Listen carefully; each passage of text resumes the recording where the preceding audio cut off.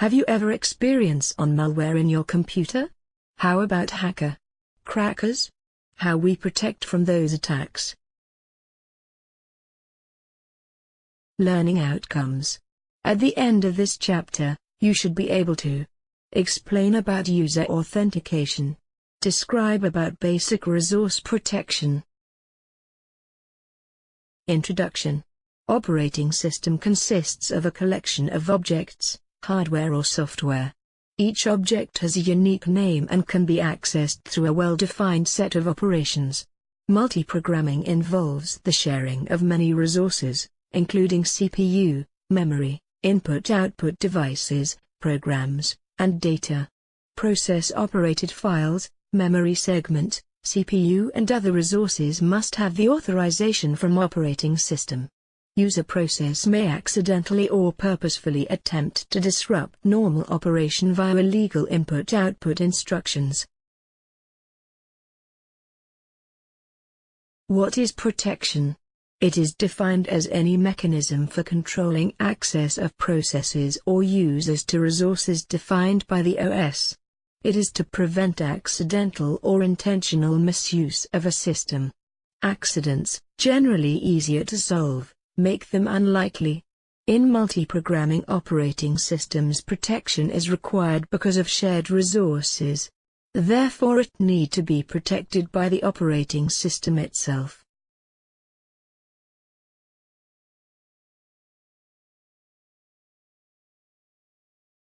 Protection mechanism. Authentication. Identify access to resources such as file protection and memory protection. Example: user ID, group ID. Authorization. Determine which principals are allowed to perform which actions. Example: administrator, user. Access enforcement. Combination of authentication and authorization to control access. Example: access control list. What is security? The state of being free from danger or threat. It is the ability to defend the system against internal or external threats. What is computer security? The protection afforded to an automated information in order to attain the applicable objectives of preserving the confidentiality, integrity and availability of information system resources, NIST, National Institute of Technology. Security requirements are different for different computer systems. In defense of the system against internal and external attacks like denial of service, worms, viruses, identity theft, and theft of service. Objectives of security. Access to ensure that each user has reasonable access to all the system resources he or she needs to perform a task. Authentication is used to ensure that only authorized users are allowed access to a network, a service, a system or a facility. Integrity is to ensure the message was not modified during transmission. Privacy is to ensure the contents of the message are known only to the sender and the recipient. Recovery is to ensure the procedures are in place to quickly get the system back online after a security breach has occurred. Auditability is to ensure the security procedures can be audited. Security and protection. Security and protection as it relates to operating system can be grouped into 4 categories. Availability, concerned with protecting the system against interruption. Confidentiality, assures that users cannot read data for which access is unauthorized. Data integrity, protection of data from unauthorized modification. Authenticity, concerned with the proper verification of the identity of users and the validity of message or data. User authentication. User authentication is the fundamental of building block or primary defense. It is the basis for most types of control and for user accountability. Authentication have 2 steps. Identification, presenting an identifier to the security system. This identifier should be assigned carefully because it is the basis for other security services. Verification, presenting or generating information that bind between the entity and the identifier. User authentication techniques. Authentication can be implemented using 3 techniques. Password PIN. Something you know. Credit card, IC, smart card. Something you are. Biometrics. Something you have. Advantage and disadvantage password. Advantage. Easy to implement. Least expensive authentication method. Not required any additional installation software. No need to carry any additional hardware device. User ID and password can be changed as user's choice and mostly users know how to use them.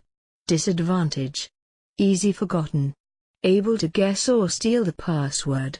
Not fully reliable when user making financial transaction remotely such online banking. Weak and susceptible to numerous attack. Security depends on user ability to maintain user ID or password. Cost incurred when increase the user ID and password complexity. Hardware, token. Each process control block entry, that is each process, contains its default access token. The access token identifies the user, the primary groups, such as power user, backup operator, etc., and any custom groups. Token is the alternative's form of authentication. It is a physical device. Example, a security token is inserted into the computer and generates a password that can be displayed on a LCD. Biometric authentication. Something the individual measure physical characteristics of users and match again user profile. Retinal scanner, the device that examines the tiny blood vessels in the back of your eye. Fingerprint reader, this is the most famous biometric device and used for many years. Face recognition, with multiple cameras, even a 3D face recognition system can be built. Iris scanner, this is a more user-friendly device than retinal scanner since a camera several feet away can make an iris scan. Handprint reader, this device measures the dimensions of the hand. Voice prints, the fact that voice can be recorded and might change in case of sickness is the problem in this cheap technology. Advantage and disadvantage biometrics. Advantage. Can be used for accessing high-security system and sites. Able to take care of non-repudiation because biometrics factors are specific to user. Different options are available such as fingerprint, iris retina scanner authentication. Difficult to compromise. Disadvantage. Involves additional hardware costs such as reader or scanner. Involves cost for support and maintenance. High deployment costs. May not suitable for disabled user. Basic resource protection. Operating system consists of a collection of objects, hardware or software. It has a unique name and can be accessed through a well-defined set of operations. Protection problem is to ensure that each object is accessed correctly and those processes that are allowed to do so. It can be divided into 2 ways: privileged users, access control. Privileged users. A privilege is a permission to perform an action. Programs, users and systems should be given just enough privileges to perform their tasks which are significantly greater than those available to the majority of users. For example, the system administrators and network administrators who are responsible for keeping the system available and may need powers to create new user profiles as well as add to or amend the powers and access rights of existing users. Access control. Access control is an internal, to an operating system, protection mechanism. Access control is the ability to limit and control the access to computer resources. The access control mechanism implemented typically authenticates subjects, principals, using some mechanism such as password. One form of access control is seen in CPU instructions that may only be executed in supervisor mode, which usually amounts to within the kernel. The division of virtual memory into kernel and user parts is also a form of access control. Access control. It can have two types. User-oriented control. Authentication and it's associated with the user. Example, user identifier or user ID and a password. Data-oriented control. Data-oriented control use access matrix and associated with data. Mode of access, read, write, execute. Three classes of users are owner access, group access and public access. All three groups of permissions for a given file consist of three separately graded rights. R. Permission to read. W. Permission to write. X. Permission to execute. Access matrix model. Access control plays an important role at the administrative level too. The well-aged access matrix model is basis for several access control mechanisms. In this model, you have objects, resources, for example, hardware devices, data files, etc., that need access control, that is, must be accessed in a protected fashion. Subjects, active entities, for example, user processes, that access objects. Rights, operations, such as enable, disable, read, write, execute, etc., on objects are represented by access rights. Access matrix. Based on the access matrix diagram, we can see the objects as represent the file 1, file 2, file 3 and printer. Whereas the column represent the subject which domain 1, domain 2, domain 3 and domain 4. The rights show the access right that enable for object for each domain. CPU and memory protection. Buffer overflow protection.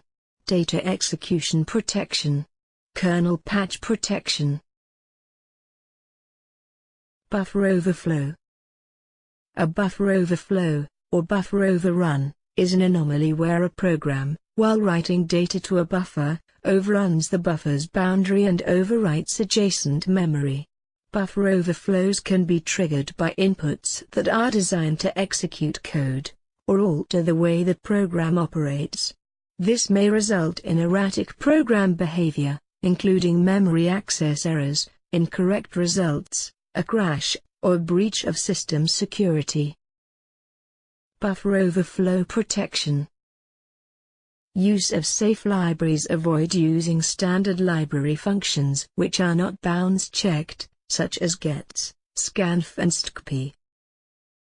Use canaries. Canaries or canary words are known values that are placed between a buffer and control data on the stack to monitor buffer overflows.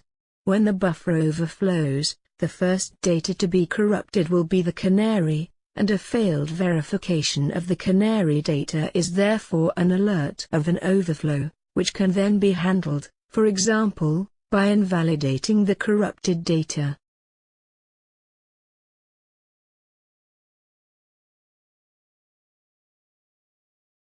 Data execution prevention. Data execution prevention, DEP, is a security feature included in modern operation systems. It is available in Linux, Mac OS X and the newer Microsoft Windows operating systems and is intended to prevent an application or service from executing code from a non-executable memory region. This helps prevent certain exploits that store code via a buffer overflow, for example.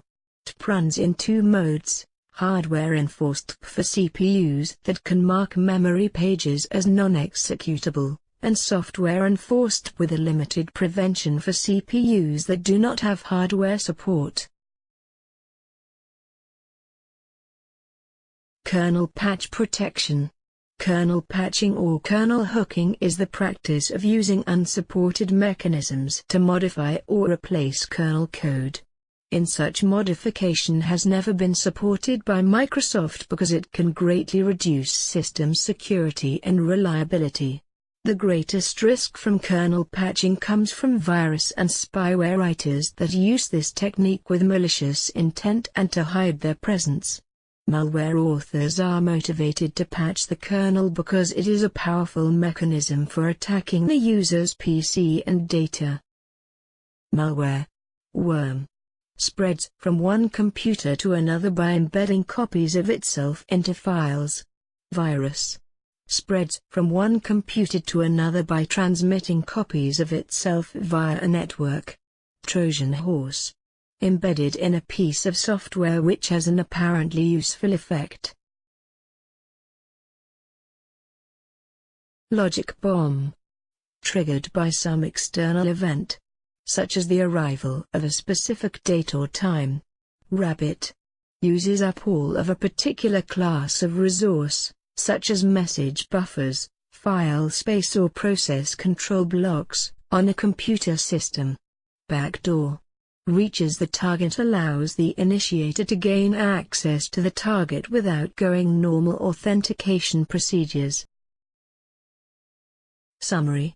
Computer system contain many objects and they need to be protected from misuse or threat. Security and protection mechanism is required in operating system to prevent or secure all the resources. It can be implemented through the authentication, authorization and access enforcement. This mechanism will help in preventing or securing all the objects and their resources from being attacked or malware.